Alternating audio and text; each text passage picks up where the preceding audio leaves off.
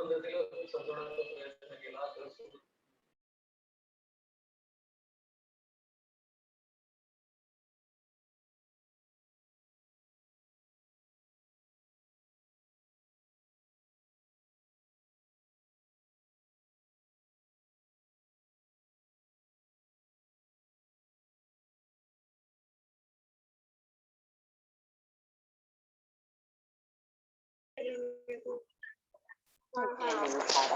मुझे किया था है ना। हाँ। आता हूँ बोले मम्मी। हाँ।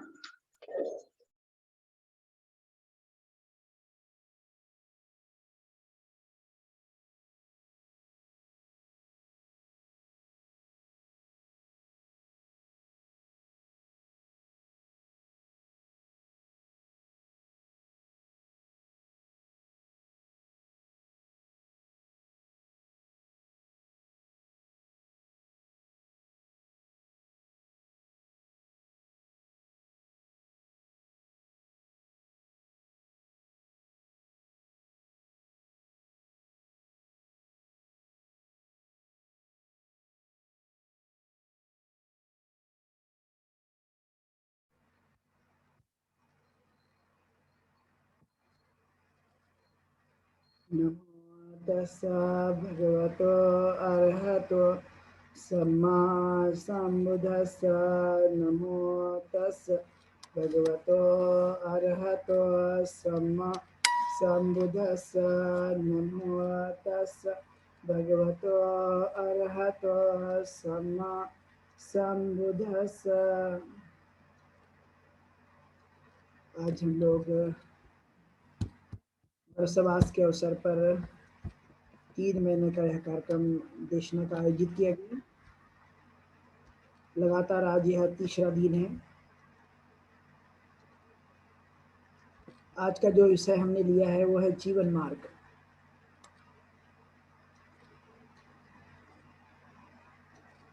और मनुष्य आपने देखा हो कि जन्म लेता है और जन्म लेने के बाद वह जीवन को जीते रहता है। उसके बाद का जो भी जीवन है उसे समझ में आते रहता है कि किस तरह का यह मनुष्य का जीवन है और किस प्रकार से व्यक्ति को जीना चाहिए और किस आधार पर किन विचारों पर जीने की कोशिश करते रहना चाहिए। यह एक महत्वपूर्ण बात हमें देखने के लिए मिलती रहती है। इसलिए सबसे पहले हम लोग जानेंगे जीवन क्या है।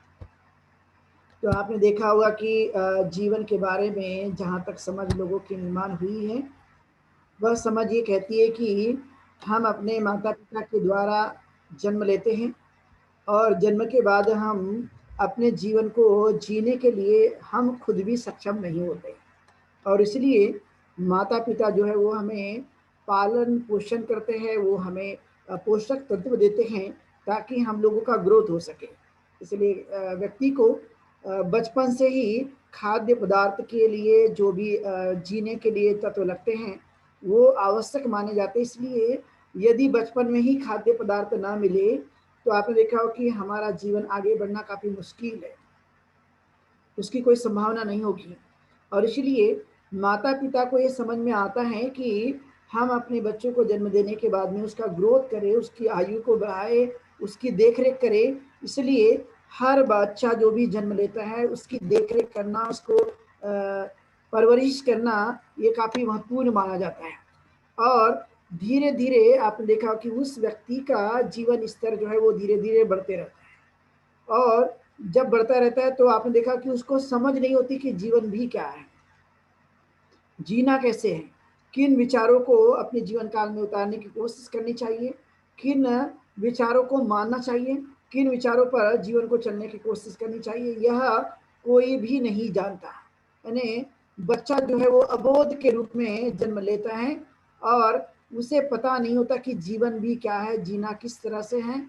लेकिन जिन माता पिता को ये समझ होती कि उसे अन्न पानी देकर उसकी वृद्धि कराना, उसको संस्कार देकर उसे अच्छा बनाना, उसे ज्ञान देकर उसे विद्वान बनाने की कोशिश करना, यह एक प्रक्रिया हमें देखने के लिए मिलती है। लेकिन व्यक्ति का जो जीवन है वो है नाम और रूप, अर्थात नाम मतलब हमारा मन और रूप मतलब हमारा दिखने वाला शरीर। अर्थात ये दिखने वाला शरीर तो हम समझते हैं लेकिन मन के बारे में नहीं है, अर्थात यह एक महत्वपूर्ण जीवन पद्धति है और उस जीवन पद्धति में ये दो चीजों का एक बड़ा अस्तित्व देखा जाता है, जिसे पाली में नामंच रूपंच कहा जाता है। यानी नाम और रूप मतलब नाम मतलब मन और दिखने वाला रूप जिसे हम शरीर कहते हैं, ये इसका एक अस्तित्व है। अब ये जीवन हमें कैसे मिला, तो हमने पाया कि हमारे माता पिता के द्वारा हमारा जीवन मिल गया और उसमें नाम रूप का एक बड़ा अस्तित्व हमारे जीवन में देखने के लिए मिलते रहता है। तो अब ये नाम रूप मतलब वेदना, संज्ञा, संस्कार और विज्ञान का एक अस्तित्व हमारे जीवन काल में देखा जाता है। और जैसे जैसे इन तत्वों को देखा जाता है, वैसे वैसे जहाँ जहाँ पर भी जन्म होने की संभावना होगी वहाँ पर ये तत्व आ जाते हैं और आने के बाद में जन्म की प्रक्रिया में यह शामिल हो जाते हैं। इसलिए नाम मतलब मन, मन मतलब हमारा वेदना, संज्ञा, संस्कार और विज्ञान, ये चार प्रकार की चीजें व्यक्ति के जीवन काल में देखी जाती है। अब आता है रूप का। रूप मतलब हमारा दिखने वाला शरीर। तो ये दिखने वाला शरीर के बारे में हम जब जानते हैं तो दिखने वाला जो शरीर है वो है मिट्टी, पानी, हवा और उष्णता का एक मिश्रण। और ये जो मिश्रित हो जाते हैं और जहाँ जन्म की संकल्पना पाई जाती है वहां पर फिर से ये चीजें आने की पूरी पूरी संभावना होती रहती है, इसलिए इसको जीवन कहा गया है। अब ये जीवन कैसा है कि जब मनुष्य हलचल करता है, जब मनुष्य कार्य करता है तो उसे जीवन कहा जाता है, और जब इसका हलचल रुक जाती है तब हमारा जीवन समाप्त हो जाता है, तब वह किसी भी प्रकार का नहीं रहता। तो ये जब जीवन मिला है मनुष्य का, तो आपने देखा हो कि मनुष्य के पास में मन है। अभी अब जब मन है तो मन को कुछ चीजों की जरूरत पड़ती है, शरीर को कुछ चीजों की जरूरत पड़ती है। शरीर तभी जीवित रहेगा जब उसको हम पोषक तत्व देंगे, उसे खाद्य पदार्थ देंगे, उसे भोजन देंगे, तभी वह जीवित रह सकता है। यानी ऐसा कहा जा सकता है इस चीज को, जीवन को बनाए रखने के लिए उसे अन्न की जरूरत होती है। बिना अन्न के वह जीवन को सर्वाइवर करना, उसको आगे बढ़ाना मुश्किल माना जाता है। इसलिए आपने देखा जो भी बच्चे जन्म लेते हैं, माँ उसको पूरी तरह से पालन पोषण करने में पूरी तरह से ताकत लगाती है, पूरी जोर लगाती है कि मैंने जिसको जन्म दिया इसकी वृद्धि हो, इसकी ग्रोथ हो, ये अच्छा बन सके। क्यों? क्योंकि वह छोटा होता है, उसको समझ नहीं आता है, और इसलिए जिनको ये समझ पैदा हो गई, जिनको ये समझ में आता है कि उसे जीवन को कैसे आगे बढ़ाया जा सकता है, वह आदमी, वह व्यक्ति, वह परिवार, वह माता पिता उस बच्चों की परवरिश करने की पूरी तरह से कोशिश करते हैं। और इसलिए आपने देखा होगा कि जैसे जैसे खाद्य पदार्थ हमें मिलते हैं, जैसे जैसे अन्न मिलता है, जैसे जैसे हमें ये पोषक तत्व मिलते हैं, वैसे ही मनुष्य का शरीर जो है वो बनने लगता है, वैसा ही उसका अस्तित्व निर्माण होता है। और जैसे जैसे उसको शिक्षा मिलती रहती है, जैसे जैसे संस्कार मिलते रहते हैं, वैसा वैसा वो बच्चा जो है तैयार होने की पूरी संभावना देखी जाती है। जन्म से वह कुछ भी नहीं है, उसको हर चीज व्यक्ति को देनी पड़ती है। और इसीलिए आपने महसूस किया होगा कि कुछ बच्चे बड़े ताकतवर होते हैं, कुछ और बड़े दुर्बल होते हैं, कमजोर होते हैं। ये डिपेंड करता है कि किस तरह के खाद्य पदार्थ उसे दिए गए, किस तरह के पोषक तत्व दिए गए, किस तरह का उसको वातावरण दिया गया, किस तरह का उसको पर्यावरण हो दिया गया है। इसका एक बड़ा जो प्रभाव है व्यक्ति के जीवन काल में देखने की संभावना होती रहती है, इसलिए उस पर एक गहरा प्रभाव जो है होता रहता है। इसलिए व्यक्ति ने जाना और जब समझ में आया, जब उसको ये अनुभव होने लगा कि व्यक्ति को किस तरह से वृद्धि किया जाए, कैसे विकास किया जाए, कैसे उसे बुद्धिमान बनाया जाए, कैसे उसको सभ्य बनाया जाए, जब ये बात उसके समझ में आने लगी तो जिनको समझ में आया कि इसका इस तरह का प्रभाव होता है, उस व्यक्ति ने अपने जीवन को अच्छा बनाने के साथ साथ अपने परिवार के लोगों के बारे में विचार करना शुरू किया कि हम जिस तरह से तैयार हुए हैं, हमें जिस तरह का अनुभव प्राप्त हुआ है, जिस तरह से हमारी परवरिश हुई है, उससे कहीं गुना हमारे जनरेशन की या हमारे अपने बच्चों की अच्छी परवरिश होना चाहिए। इस तरह का वो दिमाग में विचार करते रहते हैं, और जब विचार करते हैं तो वैसा वो जीवन को बनाए रखने की कोशिश करते हैं। इसलिए मनुष्य का एक जीवन का अस्तित्व है नाम और रूप का, और ये उसी तरह से एक प्रकार से आगे बढ़ता है या वृद्धि होती रहती है, इसका एक बड़ा सकारात्मक परिणाम देखने के लिए मिलता है। अब मान लिया जाए ये नाम और रूप का शरीर बना हुआ है, मन बना हुआ है। अब ये जब दोनों ही हमारे पास में हैं, तो आपने देखा होगा कभी कभी आने पर कितने वर्ष के बाद या कितने समय पे भी यह कार्य रुकने की संभावना हो जाती है कि एक निश्चित समय तक व्यक्ति कार्य करता है और निश्चित समय के कार्य करने के बाद में इस तरह की जो कुछ भी शारीरिक या मानसिक क्षमताएं कमजोर होने पर या किसी भी प्रकार की दिक्कतें आने पर वह कहीं ना कहीं रुकने की संभावना हो सकती है। आपने देखा होगा कि गुब्बारा में जब तक वो हवा होती है तब तक गुब्बारा जो है वो गतिशील होता है, लेकिन जैसे ही गुब्बारे की हवा निकल जाती है तो गुब्बारा गतिशील होना मुश्किल है, एक स्थान से दूसरे स्थान पर भी वह नहीं जा सकता। लेकिन जैसे ही गुब्बारा में हवा होती है, न जाने कितनी आसमान की ऊंचाइयों तक वह गुब्बारा जा सकता है, उसकी असीम सीमाएं हैं। वैसा ही मनुष्य होता है कि जब तक इसके अंदर में हलचल है, जब तक इसके अंदर में सांस है, जब तक इसके अंदर में ऊर्जा है, तब तक ये कितनी भी ऊंचाई तक जा सकता है, कितने भी बड़ी से बड़ी अवस्था को प्राप्त कर सकता है, कितना भी अपना कल्याण कर सकता है और निर्वाण की अवस्था को भी प्राप्त कर सकता है। इस तरह का उसका जीवन होता है। लेकिन यदि जिस तरह से गुब्बारे की हवा निकल जाने के बाद वो किसी भी प्रकार का कोई काम का नहीं होता, मनुष्य भी ठीक उसी ही तरह है कि मनुष्य का जीवन यदि निकल गया, मनुष्य की शरीर की सांस निकल गई, तो वह किसी भी प्रकार का कोई काम का नहीं रह जाता है, क्योंकि अब वो गतिशील नहीं है, उसके अंदर में ताकत नहीं है, उसके अंदर की क्षमताएं अब समाप्त हो गई है, उसकी ऊर्जा काम करना बंद कर दी है। इसलिए जीवन को महत्वपूर्ण समझना, श्री तथागत ने कहा कि जन्म और मृत्यु के बीच का जीवन हमें समझना और जानना चाहिए और उसे अच्छी तरह से जीवन को यापन करने पर जोर देना चाहिए। क्योंकि हम जानते हैं कि जब छोटे बच्चे हैं तब तो हमें ये समझ निर्माण नहीं होती कि हमें करना क्या है, जीना कैसे है, क्या अच्छा और क्या बुरा ये समझ नहीं होती है, वो पूरी तरह से अनभिज्ञ होता है। लेकिन जैसे जैसे हम लोग बढ़ते रहते हैं, जैसे जैसे हमारा आयु एक के बाद दो और दो के बाद चार और चार के बाद इस तरह से आठ, आठ के बाद 16, यह बढ़ते ही रहता है। तो आपने ऐसे समय में देखा होगा कि कुछ ऐसे समय आने के बाद जब हमें वो ज्ञान प्राप्त हो जाता है, हमारी बुद्धि थोड़ी विकसित होने लगती है, तब हमें जीवन में कुछ न कुछ बातें समझ में आती हैं, करना क्या चाहिए और क्या नहीं करना चाहिए, क्या अच्छा है क्या बुरा है, क्या हमारे जीवन को अच्छा बना सकते हैं और क्या है जो हमारे जीवन को अच्छा नहीं बना सकता। इस तरह से उन्होंने समझाने की कोशिश की। तो बुद्ध की भाषा में जब हम देखते हैं कि उन्होंने जीवन को दो भागों में बताया कि एक तो ऐसा जीवन जो अमर है, ऐसा जीवन जो जीते जी भी मरे हुए व्यक्ति के समान ही है। अपमादो अमतं पदम प्रमादो मच्चुनो पदम अपमत्ता निमीयंति एपमता यथा मता। ये अर्थात व्यक्ति जो है, जो प्रमादी जीवन जीता है, वह जीते ही जी वह मरे व्यक्ति के समान है, मृत्यु का पद है। और जो व्यक्ति अप्रमादी हैं, जो अपने जीवन काल में प्रमाद नहीं करता, वह अप्रमादी है, उसका जीवन वह अमृत के समान है, मरकर भी वह व्यक्ति जीवित होने के समान है। इस तरह की बातों पर विशेष तौर पर समझाया गया कि व्यक्ति को ये बातें जानना और समझने की कोशिश करना कि यह जीवन मिला हुआ है।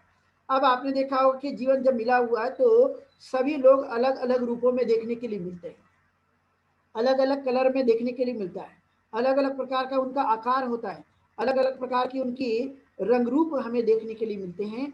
अब ये होते हुए भी व्यक्ति के अंदर की जो शारीरिक और मानसिक क्षमताएं हैं, यह बहुत ही महत्वपूर्ण मानी जाती हैं कि चाहे रंग रूप कैसा भी हो, दिखने में वह व्यक्ति कैसा भी हो, लेकिन स्वाभाविक तौर पर उसकी गतिशीलता जो है वो किस तरह से काम आती है। लेकिन अलग अलग जगह में अलग अलग चीज़ों को खासकर ध्यान में रखा जाता है। एक तरह से ही व्यक्ति नहीं बनता, हर आदमी का अस्तित्व अलग है, हर आदमी की सोच अलग है, हर आदमी का जीवन शैली अलग है और हर आदमी का कार्य भी अलग होता रहता है। एक जैसे इस संसार में जो भी व्यक्ति मनुष्य के रूप में जन्मे हैं, उनका एक जैसे कुछ भी आपने नहीं देखा होगा। एक परिवार में इवन सभी लोग एक जैसे बुद्धि के नहीं होते, सभी एक जैसे विचार नहीं करते, सभी लोगों का मन वैसा नहीं बना होता। कुछ थोड़ा सोचते हैं, कुछ ज़्यादा सोचते हैं, कुछ ज़्यादा काम कर सकते हैं, कुछ कम काम कर सकते हैं, कुछ की ऊर्जा ज़्यादा होती है और कुछ की कम होती है। ये सब हमारे सोचने का ही परिणाम होता है, हमारे विचार करने का ही परिणाम होता है। और इसलिए तथागत गौतम बुद्ध ने मन को एक सर्वश्रेष्ठ बात बताई कि दुनिया में कोई यदि सबसे अच्छी चीज है, यदि श्रेष्ठ चीज है, तो वह है मनुष्य के मन नाम की अपनी एक ताकत, अपनी एक समझ, अपनी एक शक्ति जो हमारे पास मौजूद है। वो बाहर की दुनिया में आपको कहीं पर भी देखने के लिए मिल नहीं सकती। और इससे बड़ी संपत्ति मन नाम की जो ताकत हमारे पास है, यही हमारे लिए असली संपत्ति के समान है, क्योंकि यही सुख और शांति लाने का काम करती है, यही दुख और सुख लाने का काम करती है, यही सब कुछ कराकर हमसे लेने का काम करती रहती है। इसलिए यही एक श्रेष्ठ मार्ग है जो हमें मिला हुआ है। इसलिए तथागत ने कहा कि आपको जीवन मिल गया, हमारे माता पिता की वजह से हमें जीवन जीने का अवसर तो प्राप्त हो गया, लेकिन क्या हमने भी जीवन बाकी जीवों की तरह ही जीना चाहिए या उससे कुछ अलग जीवन को जीने की भी कोशिश करनी चाहिए?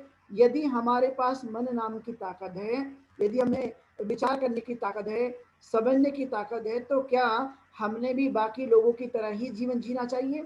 और इसलिए हमें यह निर्णय लेने की या हमें समझाने की या हमारी अपनी समझ को बढ़ाने के लिए ये कहा गया कि कौन सा कार्य करे जो हमारे जीवन के लिए अच्छा हो सकता है। तो बुद्ध ने ठीक अच्छी तरह से समझाने की कोशिश की है, जो हम उस बातों को सब लोग जानते हैं, सर्वविदित है, और वो चीजें हमें पाठांतर भी है, हमें याद भी है कि किन चीजों के लिए तथागत ने हमें समझाने की कोशिश की। तो उन्होंने कहा सब वापस करना कुशलस्य संपदा सचित्त परियोदपनं एतं बुद्धानुशासन, कि जीवन तो मिल गया, अब जीवन मिलने के बाद में करना क्या है? क्या पशु के समान जीवन को जीना है या पशु से भी अलग जीवन हमें मिला हुआ है, तो वैसा जीवन को जीने की कोशिश करनी चाहिए। तो तथागत ने ठीक समझाया कि हमें जितना हो सके जीवित रहते समय कुशल कार्य करने पर जोर देना चाहिए, और इस कुशल कार्य करने पर जोर देने के लिए किसी भी प्रकार का संकोच नहीं करनी चाहिए, क्योंकि संकोच से हमारा काम अधूरा रह जाएगा, संकोच से हमारा कार्य कंप्लीट नहीं हो सकेगा, संकोच से हम अपने कार्य को अंजाम तक या उद्देश्य तक नहीं पहुंचा पाएंगे। इसलिए अच्छे कार्य करने के लिए संकोच की कोई आवश्यकता नहीं होनी चाहिए, यानी किसी भी प्रकार का कोई संकोच हमारे मन में न रह जाए। इसलिए उन्होंने कहा कि जीवित रहते समय जितना कुशल कार्य कर सकते हैं वो करने पर जोर देना आवश्यक होगा, और जैसे जैसे जोर देंगे वैसे वैसे हमारे कार्य को वह बल मिल सकता है। अब ये बात ध्यान में रखना कि मान लिया जाए हमने जीवन भर कुशल कार्य किया, अच्छे कार्य किया, तो क्या जीवन भर कुशल कार्य करने के बाद जो प्रकृति का नियम है वो हमारे ऊपर लागू होगा या नहीं होगा, या अच्छे कार्य करने के बाद में हम उस नियम से बच पाएंगे या नहीं बच पाएंगे? ये विचारनी बात है, जो हमारे जीवन को एक सबक की तरह, एक प्रेरणा की तरह, एक ज्ञान की तरह या बोध के लिए हमें आवश्यक समझा जा सकता है। वह यह है कि क्या हमने कुशल कर्म जीवन पर्यंत किया, हमेशा किया, दिन भर किया और हमेशा हम करते ही जा रहे, तो क्या उसका प्रभाव हमारे ऊपर में होगा या नहीं होगा? एक महत्वपूर्ण बात है। अब ये लगता है किसी को कि यदि मैं गरीब के घर में जन्मा तो क्या मैंने पिछले कर्मों में अकुशल किया होगा जब मैं गरीब के घर में जन्मा, या मैंने कुशल कर्म किया इसलिए मेरे आने वाले जन्मों में क्या मेरे अच्छे अमीर आदमी के घर में जन्म होगा? क्या मैंने कुशल कर्म किया इसलिए मैं बीमार नहीं होऊंगा, या मैंने कुशल कर्म किया तो मैं क्या बूढ़ा नहीं होऊंगा, या क्या यदि मैंने कुशल कर्म किए तो क्या मेरे संपर्क में अप्रिय लोग नहीं आएंगे, यदि मैंने कुशल कर्म किया तो क्या मुझे मृत्यु नहीं आएगी, या मैंने कुशल कर्म किया तो मेरे जीवन में कभी हानि नहीं आएगी, यदि मैंने कुशल कर्म किया तो क्या मेरे जीवन में मैं जो चाहता हूँ वही प्राप्त होगा या उसके अलावा भी प्राप्त कुछ होने की संभावना देखी जा सकेगी? तो इसमें तथागत ने कुछ खास महत्वपूर्ण बातों के तरफ में ध्यान आकर्षित करने के लिए कहा है। कि व्यक्ति जब कुशल कर्म करता है उसका प्रभाव हमारी चेतना पर होते रहता है, जो हमने किया, और जो अकुशल किया उसका भी प्रभाव हमारी चेतना पर होते रहता है।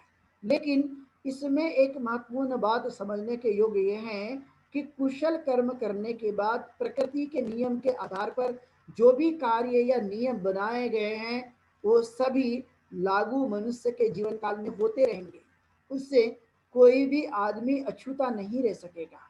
और इसलिए इस संभ्रम को, इस जो हमारे मन के अंदर की मिथ्या धारणाएं हैं या हमारी सोच ऐसी बन जाती है तो क्या वह जीवन में ये चीजें आएगी या नहीं आएगी, क्योंकि हम बार बार विचार करते रहते, बार बार सोचते रहते कि मैं अच्छा कर पाता हूँ, लेकिन फिर भी मेरे जीवन काल में कुछ न कुछ संकट आते रहते हैं, कुछ न कुछ दुख आते रहता है, कभी न कभी समस्या से मैं घिरे रहता हूँ, अनेक प्रकार के जो तान तनाव है वो मेरे जीवन काल में आते ही रहते हैं। तो मैंने कोई गलत तो नहीं कर दिया, मैंने कोई ऐसे अशुभ तो नहीं कर दिया जो मेरे जीवन काल में इस तरह का प्रभाव देखने के लिए मिलता है।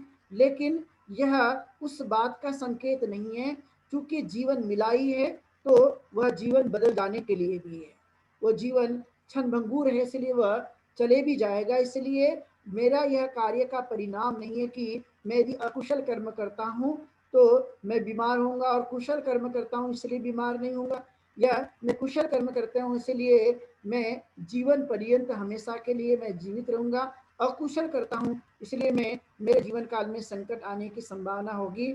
इसका कोई भी संबंध अपने जीवन काल से नहीं माना जा सकता। यह व्यक्ति के जीवन में प्राकृतिक जो प्रभाव हैं वह ऑटोमेटिकली दोनों ही प्रकार के व्यवहार करने वाले व्यक्ति के जीवन काल में आने की पूरी पूरी संभावना होती रहती है, चाहे व्यक्ति कुशल करे और अकुशल करे, लेकिन प्राकृतिक जो प्रभाव है, प्राकृतिक जो नियम है, वह नियम के आधार पर उसे यह चीजें मिलती ही रहेगी। लेकिन इसमें कुशल कर्म करने का जो हमारा प्रभाव होता है, जो तथागत ने समझाया कि कुशल कार्य करो, अकुशल का त्याग करो और चित्त की परिशुद्धि करते रहो, ये जो उन्होंने जीवन के लिए समझाया कि हमें कुशल कर्म करते रहना चाहिए।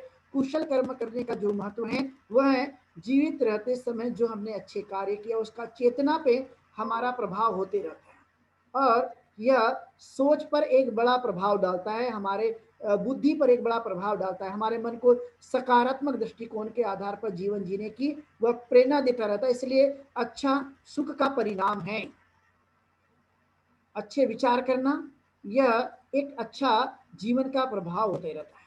अच्छा करना ये जीवन के लिए सुखदायी होता है, लेकिन जो प्राकृतिक प्रभाव है वो व्यक्ति के लिए पाए जाएंगे, उससे व्यक्ति बच नहीं पाएगा। लेकिन यदि अकुशल करता है तो उसे दुख की संभावना देखी जा सकती है, वह अकुशल करता है तो उसे भय होने की संभावना देखी जा सकती है, अकुशल करता है तो वह कहीं ना कहीं उसका चित्त जो है वह विचलित होने की संभावना देखी जा सकती है। इस पर मन पर एक करने का प्रभाव होता है, यह कहीं अलग पे नहीं बल्कि यहाँ अपने जीवन पे इसका एक असर होने की संभावना होती रहती है। इसलिए ये नहीं कि मैं यदि कुशल कार्य जीवन पर्यंत करता हूँ इसलिए मैं कभी भी मृत्यु को प्राप्त नहीं होऊंगा, ऐसा बिल्कुल भी नहीं है।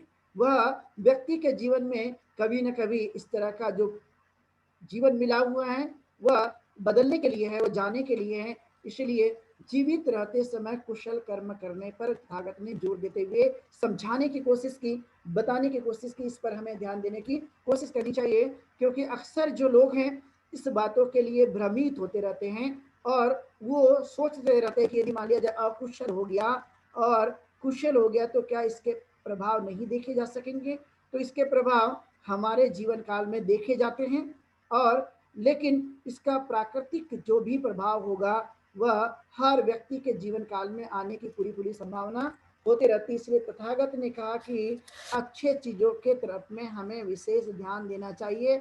जब हम जीवित होते हैं, जब हम जीवन का आनंद लेते रहते हैं, तब हमें इस कार्यों पर विशेष ध्यान देने की पूरी तरह से कोशिश करना।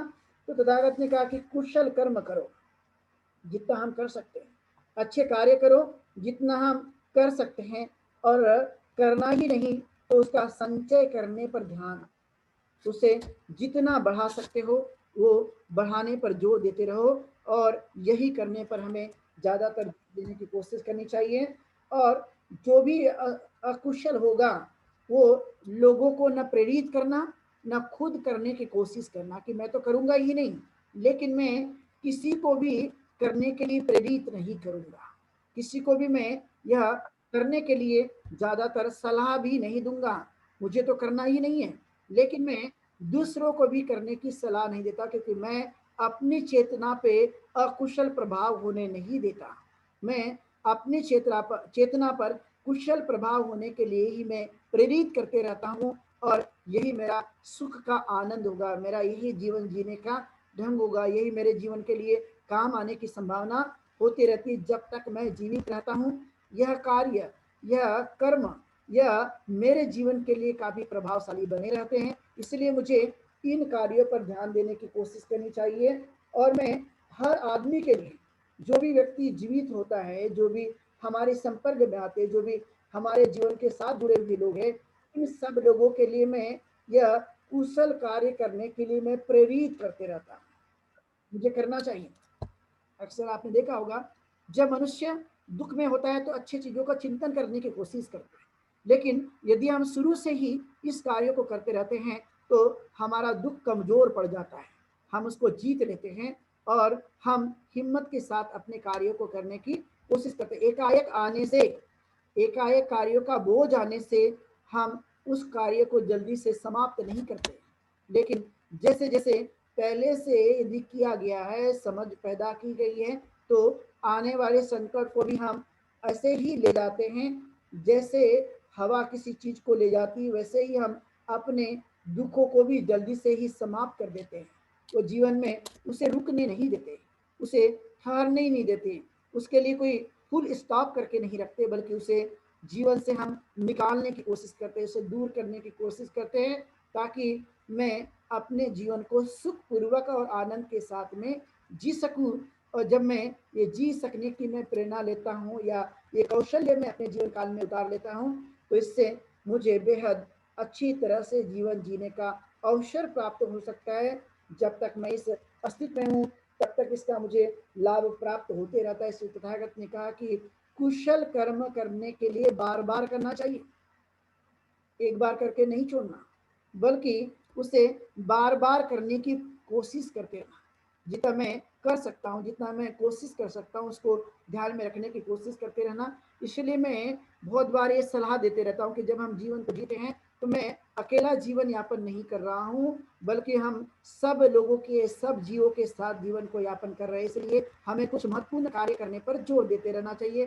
कुशल कार्य करने के लिए तो कई बार हमने कहा कि जैसे गर्मी हो रही है, पशु पक्षियों को पानी नहीं मिल रहा है, तो उन्हें पानी देने की कोशिश करना, उनको दाना देने की कोशिश करना और उन्हें कुछ न कुछ प्रदान करने की कोशिश करना। एक दिन में हम जितना चावल या जितना अन्न ग्रहण करते हैं, उसमें से यदि हम 5, 6, 10 दाने भी चावल के बचा बचा कर यदि रखते हैं, तो आप पाएंगे कि एक महीने में जितना बच जाता होगा, एक एक दाना, दो दो दाना, 10 10 दाना इकट्ठा करके, या एक थोड़ा थोड़ा मुट्ठी भर दाना अपने जितना हम ग्रहण करते हैं उनमें से निकाल कर यदि हम रखने की कोशिश करते हैं, तो हो सकता है एक महीने में जितना चावल इकट्ठा हो गया किसी गरीब आदमी के काम आ सकता है, किसी जो दुखी आदमी है उसके काम आ सकता है। इस तरह के कुछ न कुछ अच्छी बातों को हमें संचित करनी चाहिए। दूसरी बात मैंने कई बार बताने की कोशिश की कि हर दिन तो हम भिक्षुओं से नहीं मिल पाते, या हर दिन हम ऐसे लोगों से नहीं मिल पाते हैं, तो कम से कम क्या हर दिन में अपने जीवन काल में कुछ 1 रुपए या कुछ 2 रुपया ऐसा कुछ बचा बचा करके, जहाँ तथागत गौतम बुद्ध की मूर्ति रहती है, बाबा अम्बेडकर की मूर्ति या फोटो रहती है, उसके सामने यदि कोई लाकर रखा गया, उसको एक एक चीजें हमने डाल डाल के रख दी, तो क्या यह जो भी हमारा इकट्ठा हुआ दान है, ये किसी आदमी के काम आ सकता है, विपरीत परिस्थिति में ये काम आ सकता है। इस तरह के छोटी छोटी चीजें करने से हम अपने जीवन काल में सेटिस्फाइड भी होते हैं और पुण्य अर्जित करने का लाभ भी हमारे जीवन काल में यह मिलते रहता है। जिन जिन पुण्य कर्म करके हमको, जब हमारा मन उसको विचार करता है, जब सोचता है, तो उस सोचने से, उसको फील करने से और भी हमारी ऊर्जा बढ़ने की संभावना होती रहती है। इसलिए तथागत ने कहा कि कुशल कार्य को बार बार करने पर जोर देते रहना चाहिए। लेकिन इसका मतलब नहीं कि कुशल कार्य करते हैं। आने वाली परिस्थितियों से लड़ना, जो भी संकट आते हैं उससे भी हम लड़ने की क्षमता निर्माण करने की हमें बार बार कोशिश करना यह जरूरी है। हम अपने माध्यम से दूसरों की भलाई करने का भी विचार कर सकते हैं। मैं तो अपने स्वयं की भलाई करूंगा ही, लेकिन साथ साथ में दूसरों की भलाई करने पर भी जोर देने की मैं कोशिश करते रहूंगा, क्योंकि भलाई का कार्य करना गुनाह नहीं है, बल्कि ये अच्छा कार्य माना जाता है। और अच्छे कार्य को करने के लिए मैं अपने जीवन काल में आगे बढ़ने की मैं कोशिश करते रहता हूँ। भलाई का कार्य बूंद बूंद घड़े भरने के समान माना जाता है कि जब जब भी हम भलाई का कार्य करते हैं, जब जब भी हम अच्छे कार्य करते हैं, अच्छे कार्य का संपादन करते हैं, तो एक बूंद बूंद से घड़ा भरने के बाद जब एक घड़ा जब पहले खाली होता है वो भर जाता है, उसी तरह से कुशल कार्य कर करके छोटे छोटे हम अपने कार्य को कर करके कुशल कार्य का संपादन करके भी हम अपने पुण्य को अर्जित कर लेते हैं, उसे बढ़ाए रखने की कोशिश करते हैं। और बुद्धिमान लोग जो है इस बारे में अधिकतर चिंतन करते रहते हैं और उस कार्य को बखूबी अच्छी तरह से करने पर जोर देते हुए करने के लिए वह आगे बढ़ते हैं, क्योंकि उन्हें ये नहीं लगता कि बाद में मुझे पछताना पड़े। समय के बाद व्यक्ति पछताना पड़े ऐसा भी कोई कार्य नहीं, बल्कि पछताने से पहले ही ऐसा विचार करने पर जोर देते रहना चाहिए, जो बहुत ही जरूरी है कि इस तरह के कार्य को करने के लिए हम आगे बढ़ते रहें। और इसका फल कभी न कभी व्यक्ति के जीवन काल में आते ही रहता है। वह कभी न कभी हमें अपने कार्यों से प्रभावित होने की पूरी पूरी संभावना देखी जा सकेगी, और वो आएगा ही, वह कहीं नहीं जा सकता, क्योंकि कर्म का परिणाम या कार्य का प्रभाव जो है व्यक्ति के जीवन काल में होते हुए देखा गया है, वो होता ही है। और इसलिए आपने देखा कि जो भी आदमी पढ़ाई करने के लिए तैयार हुआ, उन्होंने पढ़ लिया, जो भी व्यक्ति ने जो विचार किया वो भी सब कुछ कर लिए, अर्थात कर्म का ही परिणाम है जो हमें योग्य बनाने पर जोर देते रहता है। और वह प्रफुल्लित होता है, आनंदित होता है, खुशी देने वाला होता है, और यह सिर्फ खुशी देने वाला नहीं तो खुशी बांटने वाला भी हो जाता है। यह कठिन नहीं है, सरल नहीं है। और इसलिए व्यक्ति को बार बार इस बातों की चिंता नहीं करनी चाहिए कि मैंने कुछ प्राप्त नहीं किया, मुझे इस बातों का शोक या दुख नहीं करना चाहिए कि मैंने कुछ प्राप्त नहीं किया, क्योंकि व्यक्ति को जन्म मिला है तो जन्म के बाद पूरी तरह से उसने हर चीज को प्राप्त करके ही आया है, और वह मरते दम तक प्राप्त ही करते रहेगा। ऐसी कोई चीज नहीं जो उसे प्राप्त नहीं हुई, उसे हर चीज ही प्राप्त होती रहती है। इसकी अनुभूति करना, इसको जानना और अपने मन को अच्छी तरह से समझाने की कोशिश करना। जब अपना मन इन चीजों को जानता है, जब इन चीजों को समझता है, तो उसे उसे लगता है कि सही सोच पैदा हो रही है, या मैं सही जान रहा हूँ, मुझे बोध प्राप्त हो रहा है। और इस बोध के कारण ही वह अपने जीवन में चिंता करना छोड़ देता है, तनाव करना छोड़ देता है, दुख करना छोड़ देता है, शोक करना छोड़ देता है, क्योंकि तान तनाव हमारे जीवन को रोगग्रस्त बना सकता है, या उसे कई प्रकार की समस्याएं मिलने की संभावना होती रहती है। इसलिए तंदुरुस्त जीवन जीने के लिए जरूरी है कि हमें तनाव से मुक्त बने रहना, चिंता से दूर जाने की कोशिश करना। और यह स्वाभाविक तो है, लेकिन इसे एकाएक से दूर करते नहीं आ रहा है, लेकिन हमें इससे करने पर जोर देते रहना, जितना ज़्यादा हो सकता है यह करने पर जोर देना चाहिए, क्योंकि यह जीवन ही मनुष्य का बहुत ही दुर्लभ है, बहुत ही यह मिला हुआ जीवन हमारे लिए बहुमूल्य श्रेष्ठ है। और इसकी कीमत करना, इसको ध्यान कर रखना, यह हमारे लिए बहुत ही जरूरी है। इसे ऐसे ही बर्बाद नहीं करना, इसे ऐसे ही नष्ट नहीं होने देना, इसे ऐसे ही मृत्यु को प्राप्त होने नहीं देना। जीवन मिला है तो कुछ अच्छा करके ही व्यक्ति का जीवन बदलना चाहिए, कुछ अच्छा करने पर जोर देते रहना चाहिए, कुछ अच्छे विचार करने पर ताकत लगानी चाहिए, और उसे हमें अपने जीवन काल में हासिल करने के लिए प्रयत्न करते रहना चाहिए, क्योंकि यह कोई साधारण बात नहीं है, क्योंकि ये कभी हमें मिलेगा ही या नहीं मिलेगा। लेकिन जब जब भी मिला हुआ है तो इसे सही रूप से उपयोग करने की हम कोशिश करें, क्योंकि कभी कभी व्यक्ति के जीवन में अच्छे दिन भी आते हैं, कभी कभी ऐसे बुरे दिन का भी सामना व्यक्ति को करने की संभावना होती रहती है। लेकिन यह इसका मतलब ये नहीं कि ये हमेशा जैसा का वैसा बरकरार रहेगा। अच्छे दिन भी वह कभी कभी तब्दील हो जाते हैं और कभी कभी संकट वाले दिन भी तब्दील हो जाते हैं, जैसे का वैसा बनने की संभावना नहीं है। लेकिन इसके लिए हमें एक चीज का प्रैक्टिस करना अत्यंत आवश्यक है, वो है धैर्यता की। जितना ज्यादा धैर्य बना रहेगा तो ये समय भी एक दिन बदल जाता है, एक दिन वह पूरी तरह से चले जाता है, जैसा का वैसा बनकर नहीं रहता। इसलिए अपने मन की धैर्यता, अपने मन की उस गंभीरता को बनाए रखने की हमें कोशिश करनी चाहिए और अपने जीवन को जितना हो सके तो संभल कर, जान कर, विचार करके और अच्छी तरह से यापन करने पर जोर देते रहना चाहिए। यही एक जीवन का मुख्य उद्देश्य माना जाता है, जो हमारे लिए बहुत ही महत्वपूर्ण है। और यह यदि हमने कोशिश किया तो स्वाभाविक तौर पर हमारा जीवन अच्छा बनते रहता है। इसलिए तथागत ने कुछ खास पैमाने की बात कही है, कुछ महत्वपूर्ण आधारशिला की बात की है। अब वो आधारशिला कौन सी है? तो उन्होंने कहा कि हम जीवन जी रहे हैं मनुष्य का, तो हमें कम से कम कुछ अच्छी चीजों का जीवन काल में पालन करना अनिवार्य होगा और यह पालन करने पर हम सही मायने में कई प्रकार की चीजों से बच सकेंगे। कई प्रकार के हमारे जीवन में आनंद आने की संभावना हो सकती है और इसलिए उन्होंने इसका एक आधार बताया जिसे हम सील कहते हैं। और यह सील मनुष्य के जीवन की एक आधारशिला है, यानी यह महत्वपूर्ण बातें हैं। अब ये सील का मतलब ये नहीं कि हमें हिंसा नहीं करनी है, लेकिन यदि कोई नौजवान है, यदि सीमा पर है और यदि वो देश की रक्षा करने का काम करता है, तो उसे जरूर जो है वो अपने देश की रक्षा करने के लिए उसे बंदूक चलाना होगा, उसे उस काम को करने की कोशिश करनी होगी। बुद्ध ने कहा कि हमें हिंसा तो नहीं करनी है, लेकिन जरूरत पड़ने पर ऐसे कार्य को करने की भी हमें कोशिश करनी चाहिए जो अनुकूलित है। और इसके लिए तथागत ने कहा कि चेतना हमारी कैसी है, जो भी हम कार्य करते हैं उसके पीछे की भावना कैसी है।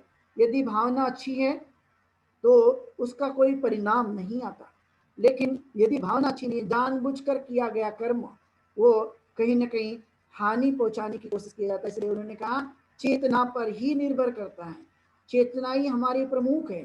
और यह चेतना और पर प्रमुख है कि यदि हमारी भावना अच्छी है, हम राष्ट्र हित के लिए, मनुष्य हित के लिए यदि कार्य कर रहे हैं और ऐसे में कुछ करने की भी जरूरत होती है तो वह आवश्यक माना जाता है। इसलिए हिंसा को इस तरह से उन्होंने बताने की कोशिश की। और 5 जो महत्वपूर्ण बातें कि मुझे चोरी नहीं करना, विचार नहीं करना, झूठ नहीं बोलना, किसी भी प्रकार के मादक पदार्थ का सेवन नहीं करना, ये 5 बातें हमारे जीवन को एक सील के आधार पर, एक आधारशिला के आधार पर हमें जीवन जीने की ताकत देता है और यह हमारे लिए बहुत ही आवश्यक है।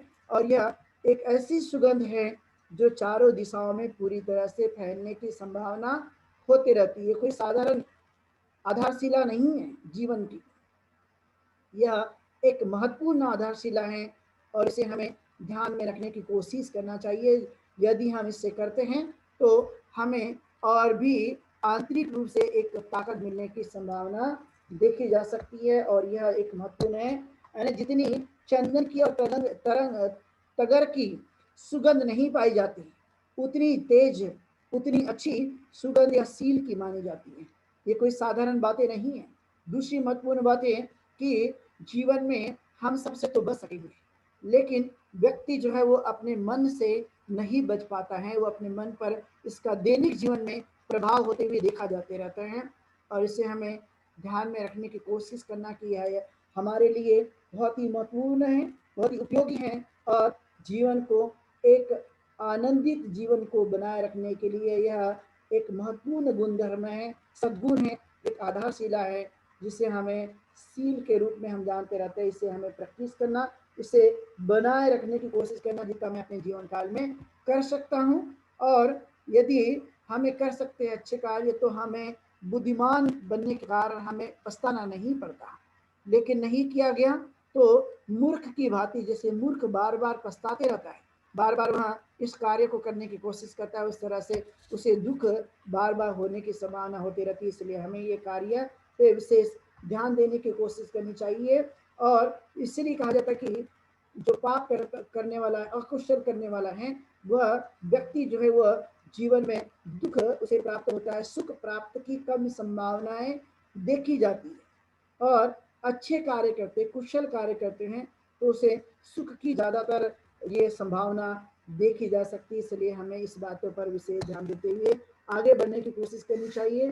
और दुनिया में कोई भी छोटा और बड़ा, कुशल और अकुशल नहीं होता। आखिर कार्य तो कार्य ही है।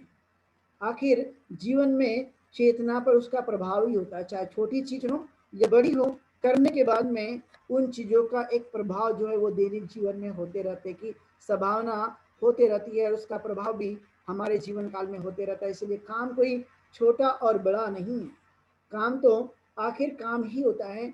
और यदि उस कार्य को प्रसन्न चित्त से किया गया, अच्छी तरह से किया गया, आनंद के साथ किया गया, तो वह छोटे से छोटा कार्य और बड़े से बड़ा कार्य भी हमारे द्वारा संपन्न हो जाते हैं, और उसे यह कार्य भी अच्छी तरह से होने की संभावना होती रहती है। इसलिए अच्छे कार्य जितने जल्दी हो सके वो करने पर जोर देते रहना चाहिए, और उसे बढ़ाए रखने की कोशिश करनी चाहिए। जितना हम बढ़ा सकेंगे और अपने जीवन काल में उतार सकेंगे, इसे हमें करने पर जोर देना चाहिए। आपने कभी कभी महसूस किया होगा कि जब हम कोई विचार कर लेते हैं और विचार करने के बाद वो कार्य हमारे द्वारा फुलफिल होते रहता है, जब वो परिणाम लाते हैं, फल लाते हैं, तो हमें और भी बेहद सुख होने की या हमें सुख मिलने की संभावना होती रहती है कि हमें इसके माध्यम से सुख प्राप्त होते रहता है, अच्छी चीज़ें प्राप्त होती थी, हम उसे संपन्न करने की पूरी तरह से कोशिश करते रहते हैं, और इसका प्रभाव जो है वो हमारे जीवन काल में कोशिश करता रहता है। और इसलिए कई बार आपने देखा हो कि हम मन में कई प्रकार की बातों को यहाँ पे बना के रखते हैं, दिमाग में कई तरह की चीज़ों को डाल के रखते हैं। अब ये कई बार आपने ऐसा सुना होगा कि किसी ने गाली दे दी, किसी ने भला बुरा कह दिया, किसी ने अपमान कर दिया, किसी ने ठग दिया, किसी ने लूट लिया, या अनेक प्रकार की चीज़ें कर दी, तो वो बार बार आपने देखा होगा दिमाग में वो चीज़ें आते रहती है। और जितनी बार आप इसे स्मरण करते रहेंगे उतनी बार यह दुख पैदा करेगा। लेकिन यदि ऐसा होने पर भी यदि कोई आदमी यह विचार नहीं करता, किसी ने मुझे गाली दी, किसी ने मुझे मारा, किसी ने मुझे सताया, किसी ने मुझे लूट लिया और किसी ने मुझे हानि पहुंचा दी, वह आदमी इस बारे में कोई विचार ही नहीं करता, तो उसका चित्त शांत ही होता है, उसमें किसी भी प्रकार की कोई प्रतिक्रिया नहीं आती। लेकिन जो व्यक्ति बार बार विचार करता है, जानता है, सोचता है कि मुझे इसने हरा दिया, मुझे लूट लिया, मुझे इसने परेशान कर दिया, मुझे इसने हानि पहुंचा दी, मुझे अनेक प्रकार के इसने कहीं ना कहीं कष्ट पहुंचा दिए, जो आदमी इस तरह से विचार करते रहते हैं, तो आपने देखा उसके मन में बार बार ये प्रश्न निर्माण होते हैं।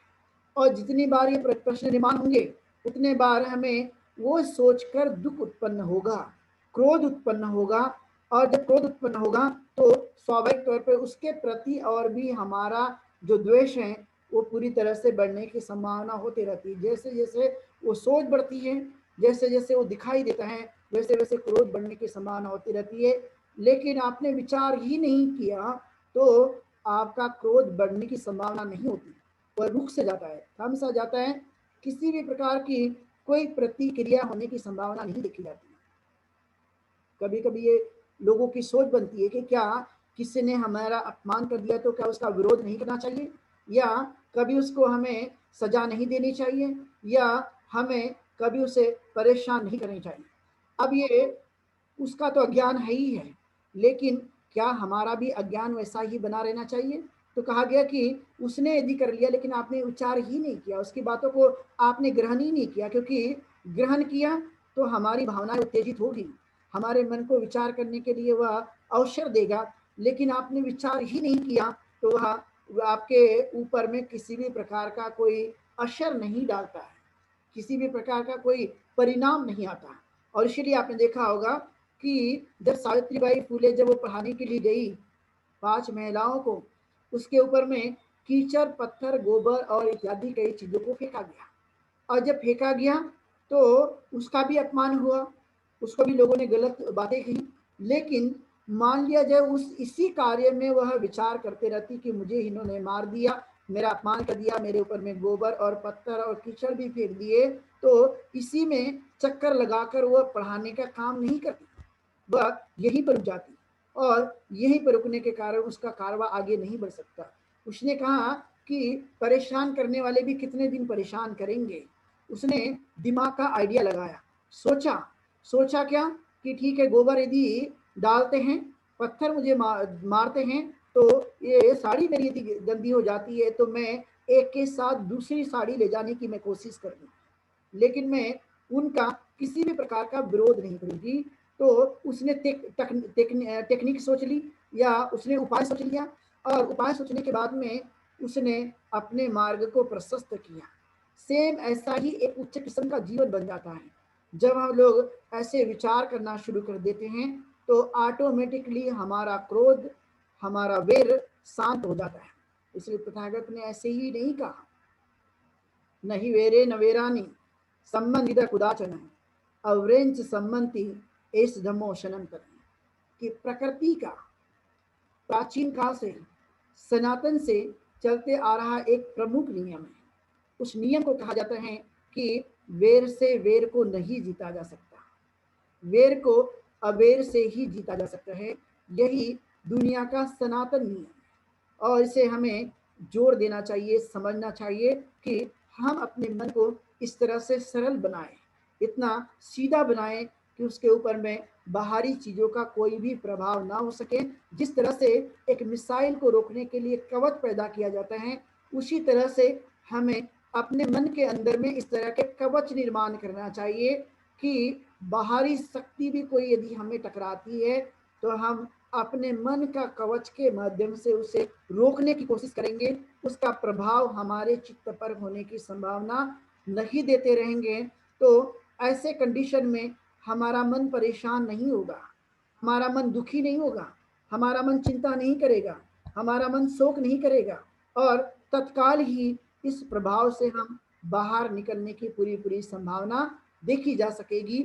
और इसका प्रभाव हमारे जीवन काल में होते ही रहेगा, क्योंकि यह जीवन मिला है बहुत ही मुश्किलों के बाद जीने के लिए, समझने के लिए, व्यवहार करने के लिए, आचरण करने के लिए, प्रगति के लिए और सुख की प्राप्ति के लिए।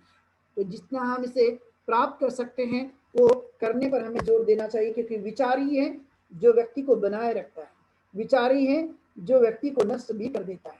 और इसलिए हमें अपने इस प्रकार के विचारों की ताकत, इस तरह की गहनता हमें ध्यान में रखने की कोशिश करनी चाहिए, क्योंकि यह क्रोध ही है जो हमारे अंदर की यह अग्नि को जला देता है। आपने देखा क्रोध अग्नि, यह अग्नि के समान है। अग्नि का जो स्वभाव होता है वो जला देने वाला, वैसे ही क्रोध जो वेर है वो अंदर से भीतर से व्यक्ति को जलाने का काम करता है। और यह जलने का मतलब है कि हमारी ताकत धीरे धीरे कमजोर हो जाती है, हम क्रोध के सामने बौने हो जाते हैं और क्रोध जीतते रहता है। इसलिए हमें क्रोध पर विजय प्राप्त करना चाहिए। क्रोध पर विजय प्राप्त करने का मतलब है अपनी ताकत को बनाए रखने की कोशिश करना। मैं हमेशा जो एग्जाम्पल दिया करता हूँ, हमेशा ये बताते भी रहता हूँ कि जब कोई पानी को हम गर्म करते हैं और वह बहुत ही उबलते रहता है, 100 टेम्परेचर पे बॉईल किया गया जो पानी है, आप उसमें बॉईल किए हुए इस पानी में अपनी कभी भी तस्वीर नहीं देख सकेंगे, लेकिन जितना पानी शांत होता है उसमें हम अपनी तस्वीर को, प्रतिबिंब को आसानी से देख सकते हैं। यह शांति का प्रभाव है, यह उतना ही स्थिरता का प्रभाव है। और इस तरह से हमें अपने आप को बनाए रखने की कोशिश करना। इसलिए क्रोध का त्याग करो, यह जीवन है, ये हमें क्रोध नहीं लाना।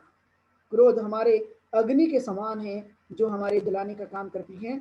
इसलिए हमें इससे बचे रहने की कोशिश करनी चाहिए जितना हम बचे रह सकते हैं। और क्रोधी हैं जो एक के बाद दूसरा, दूसरे के बाद तीसरा, ऐसे कई प्रकार के दुखों को जन्म देते रहता है।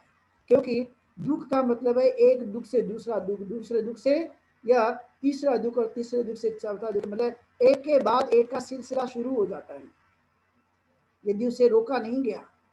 और यदि हमने अच्छे कार्य यानी सुख जिसे कहा जाता है, वह एक सुख से सुख की बढ़ोतरी, दो के बाद तीन के बाद चार, सतत लगातार जो है यह अपनी श्रृंखला बनाए रखता है।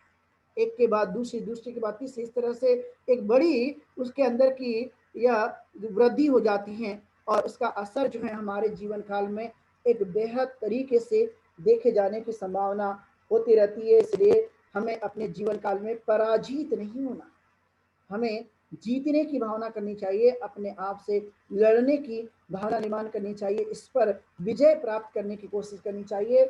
इसलिए हमने देखा कि एक छोटे से निग्रोध बालक, निग्रोध भिक्षु के माध्यम से यह तथागत को भी बड़ा यह जो ज्ञान का जो प्रचार प्रसार हुआ, उसके बाद हम देखते हैं कि सम्राट अशोक ने एक छोटे से सामनेर से यह सीख करके कि यह शांति का मार्ग कितना उत्तम मार्ग है, और छोटे से निग्रोध भिक्षु से उन्होंने सीख करके अपने जीवन को बदल दिया।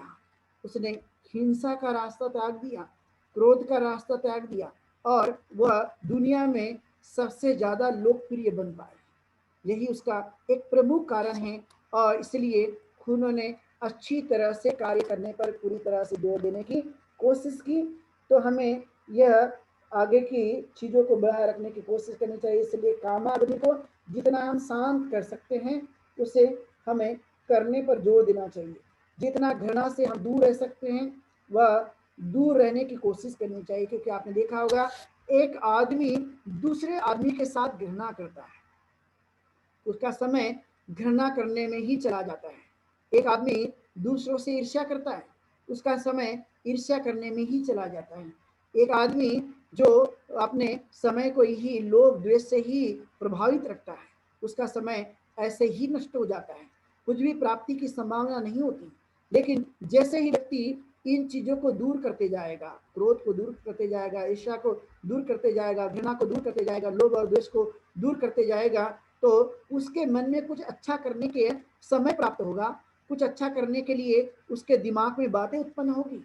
लेकिन घृणा करने वाला सिर्फ घृणा करता है, क्रोध करने वाला सिर्फ क्रोध करता है, तो उसका समय ये ऐसे ही कार्यों में चला जाता है और कुछ भी प्राप्ति की संभावना नहीं देखी जा सकती। और इसलिए मुख्य तौर से हमें इससे बचे रहने पर जितना हो सके जोर देने की कोशिश करनी चाहिए, और जोर दिया गया तो स्वाभाविक तौर पर व्यक्ति दुखों से मुक्त होकर निर्वाण के रास्ते के तरफ में आगे बढ़ने की पूरी संभावना देखी जा सकती है। इसलिए निर्वाण का मार्ग सबसे सुख का मार्ग है, सबसे बेहतर मार्ग है, इससे बड़ा कोई मार्ग नहीं है। इसलिए निब्बानं परमं सुखम, निर्वाण सबसे बड़ा सुख है, दुनिया का सबसे बड़ा सुख, संपत्ति से बढ़कर भी सुख, सब प्रकार के सुखों में निर्वाण का सुख सबसे बड़ा सुख है।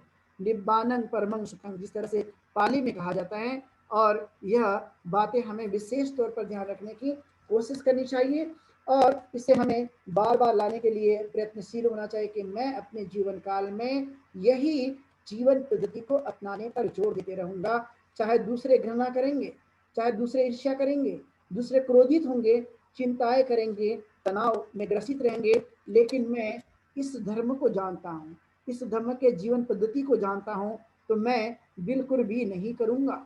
दूसरे करते हैं तो उनका जीवन है, लेकिन मैं अब जान चुका हूँ, मैं समझ चुका हूँ, तो मैं अब बिल्कुल भी ऐसे कार्य करने पर जोर नहीं दूंगा। यही एक जीवन में असर डालता है, यही जीवन में प्रमुख रूप से काम आने की पूरी संभावना होती रहती है। इसलिए तथागत ने सब प्रकार के चीजों के में सबसे ज्यादा श्रेष्ठ मन को ही बताया, इसके समान कोई नहीं है, और इससे बढ़कर दुनिया में कोई चीज नहीं है जो हमारे पास में यह ताकत मिली हुई है। इसे हमें समझने की कोशिश करना, और जो अज्ञान का जीवन हम जी रहे हैं उसके कारण जो दुख उत्पन्न होते रहता है वो तो स्वाभाविक प्रक्रिया है।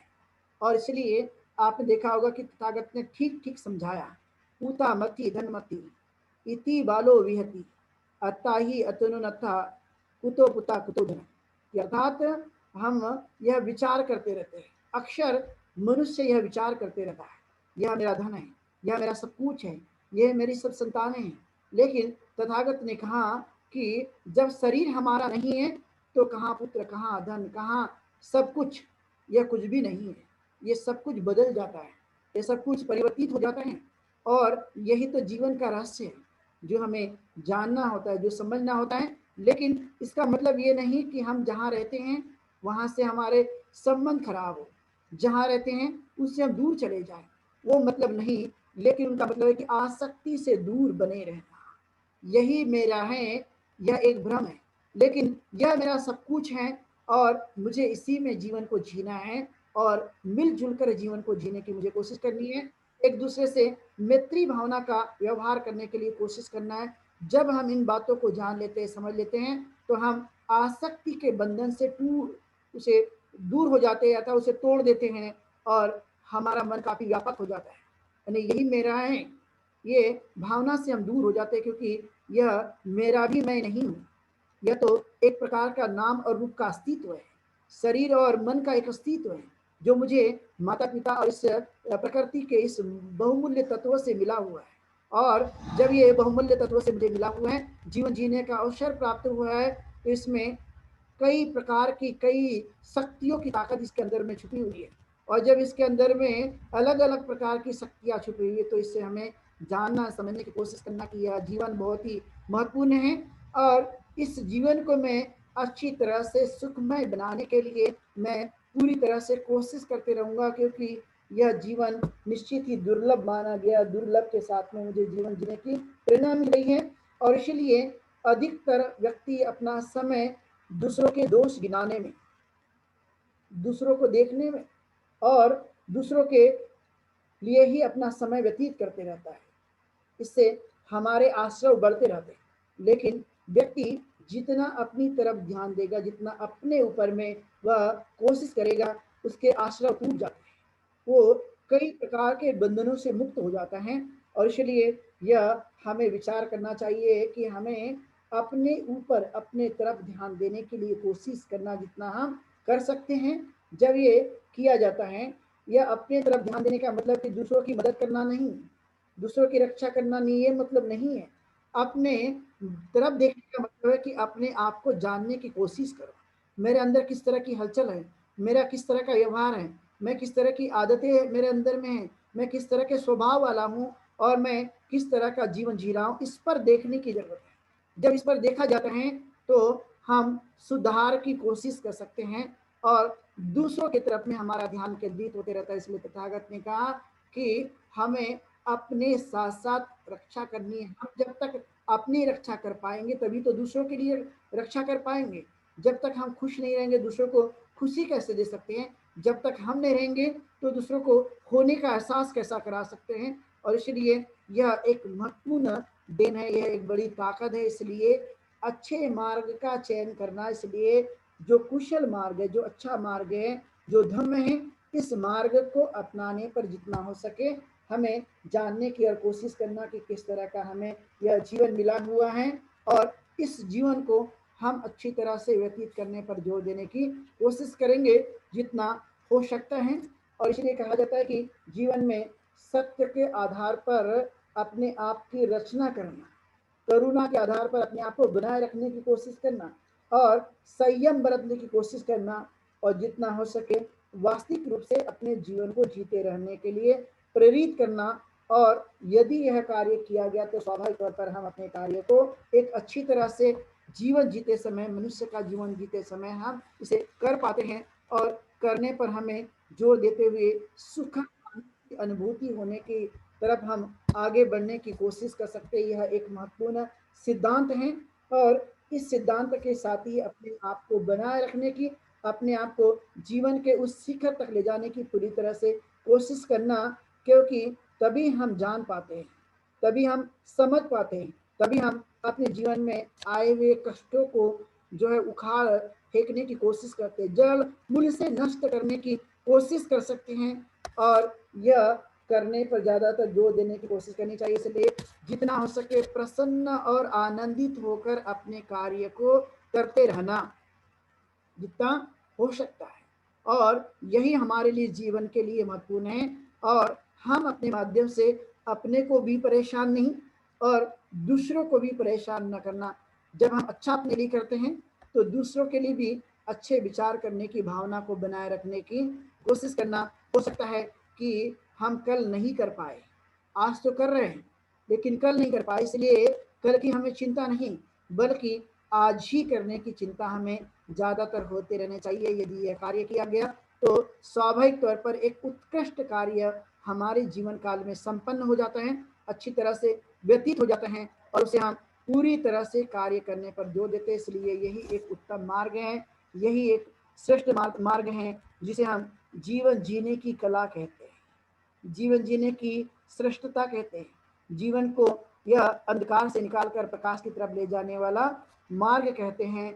और इसलिए तथागत का मार्ग जीवन के एक प्रेरणा के लिए, अपने आप को अच्छा बनाने के लिए, सर्वश्रेष्ठ जीवन को जीने के लिए यह एक महत्वपूर्ण सिद्धांत है और इसे हमें जानने की कोशिश करना। जब तक मैं हूँ, मेरा अस्तित्व है, मैं जीवित हूँ, तब तक हमें इसे करने पर ज़्यादातर जोर देने की कोशिश करनी चाहिए। इसलिए यह एक बुद्ध का मार्ग, बुद्ध की जीवन शैली एक श्रेष्ठ जीवन शैली है। इसे हमें बनाए रखने पर, इसे अपनाने पर ज़्यादातर जोर देने की कोशिश करना और अपने मन के मैल को जितना हो सके तो दूर करने की कोशिश करना, बार बार इसे करने पर जोर देना, बार बार इसे निकालने पर जोर देना, जितना ज़्यादा हम निकाल सकते हैं, क्योंकि और भी संसार में कोई विधि नहीं है जब हम इस कार्य को निकाल सकते हैं, क्योंकि यह मन के अंदर में कोई भी चीज़ें हमारे समझा जा सकता है, अनुभव किया जा सकता है, लेकिन उसे हम जब गहराई पर जाते हैं तभी देखा जा सकता है। इसलिए इसे हमें जानने की और समझने की हमें कोशिश करते रहना चाहिए। यह एक निरंतर अभ्यास है। धम्म का जीवन एक दिन के लिए नहीं, बल्कि अंतिम तक हमारे जीवन को जीने के लिए, जब तक हम जीवित रहते तब तक यह पालन करने के लिए, और इसे हम पालन करने पर विशेष जोर देने की कोशिश करें। इसलिए आज का जो धम्म देशना का जो हमने विषय रखा, यह जीवन मार्ग जो हमने बताने की कोशिश की, आप सभी लोगों ने आज की देशना को सुना, जाना, तो सब लोगों के प्रति मंगल कामनाएं। आप दीर्घायु हो, सुखी बने और जीवन में आप निर्वाण की अवस्था तक पहुँचे और सभी दुखों से मुक्त हो। ऐसी ढेर सारी मंगल कामना करते हुए धम्म पालन दाता से आज की देशना को यहीं पर विराम देंगे।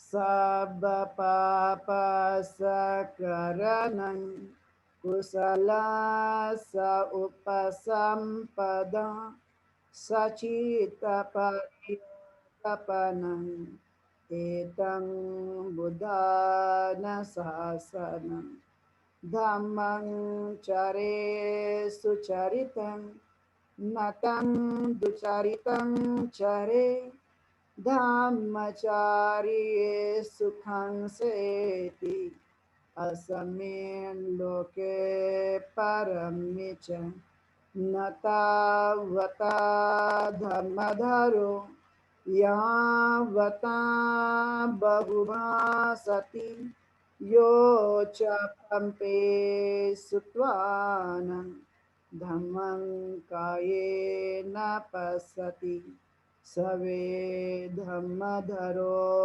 होति यो धम्मं न पमज्झति नति मे शरणं गह्यं बुद्धो मे शरणं वरं एतेन सच्चवज्झेन होतु ते जयमङ्गलं नति मे शरणं गह्यं धम्मो मे शरणं वरं एतेन सच्चवज्झेन होतु ते जयमङ्गलं नति मे शरणं गह्यं संघो मे शरणं वरं एतेन सच्चवज्झेन होतु ते जयमङ्गलं नमो बुद्धाय नमो धम्माय नमो संघाय साधु साधु साधु।